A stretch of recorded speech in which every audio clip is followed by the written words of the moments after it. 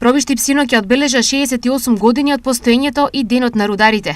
По овој повод градоначалникот Драган Анастасов истакна: Со задоволство ги потенциравме реализираните проекти за изминатиот период, доделивме признанија на нашите рудари кои учествуваа во спасувачката акција во катастрофалниот земјотрес во Турција и награди за најуспешните ученици за оваа година.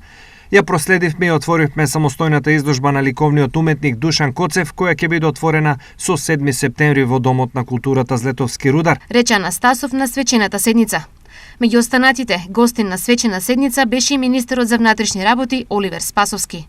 Секогаш е задоволство кога сте гости во општина која што ниже успеси, која што се развива низ проекти кои што се од интерес за граѓаните и која што од година во година може да покаже дека е понапред од претходната година.